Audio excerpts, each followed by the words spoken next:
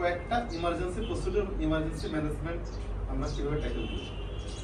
একটা তো বললাম আমাদের সুপ্রাপিউবিক পাংচার, সিস্টোস্টোমি হচ্ছে আমরা ওটিতে নিয়ে যে করবো, আর সুপ্রাপিউবিক পাংচার সেটা কি করবো, যেটা আমি ইন্টারের সময় আমাকে রাতে নিয়ে যেতে করতাম মাঝে মাঝে।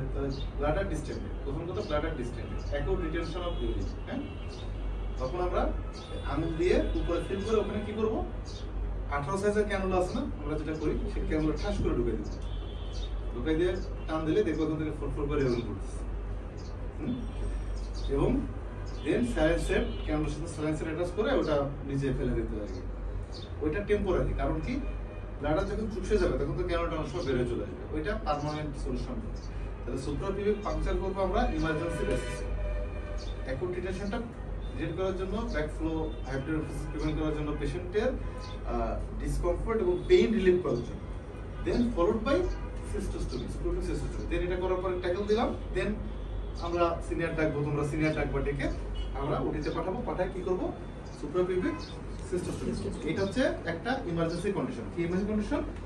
অ্যাকিউট রিটেনশন অফ ইউরিনের ক্ষেত্রে আমরা একটা ইমার্জেন্সি কন্ডিশন আমরা ট্যাকেল দিব, যেটা ইন্টারনেটে জানতে হবে। সেটা কি? সুপ্রাপিউবিক পাংচার। সুপ্রাপিউবিক পাংচার এখানে হয়তো পাবা না, ইমার্জেন্সি ম্যানেজ করে আসবে, কিন্তু এটা আমরা নিজেরা করছি অনেক, এবং খুব একটা লাস্ট টাইম একটা তো করছিল, মানে যে পিডিএনআইসি তো ছিল, ওখানে আমাকে ইনভাইট করছিল একটা পেশেন্ট দেখার জন্য ইমার্জেন্সি। আমি ওটাতে যে করে আমি কিছুটা রিলিভ করে দিয়ে আসলাম। ওকে, সুপ্রাপিউবিক পাংচার। এইবার আরেকটা বলতে পারবা, আরেকটা ইমার্জেন্সি এরকম নাম ইমার্জেন্সি যেটা ট্যাকল দিতে হবে?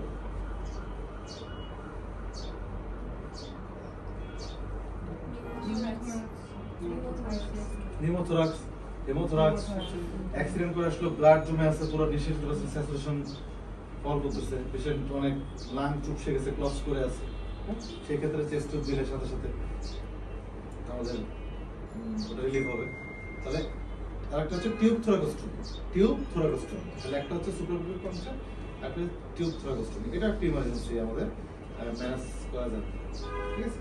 আর তোমাদের আর ইমার্জেন্সিতে সকল পেশেন্টের রিসাসিটেশন, ক্যানুলা করা, দেন কিভাবে পেশেন্ট রিসাসিটেশন করতে হবে, ফ্লুইড দিতে হবে। তাহলে ফ্লুইড ম্যানেজমেন্ট লাগবে। ফ্লুইড একটু আগে আমি বলছি যে কোন পেশেন্টের কি ফ্লুইড দিব। তাহলে হাইপোভলিমিক শক প্রোভাইড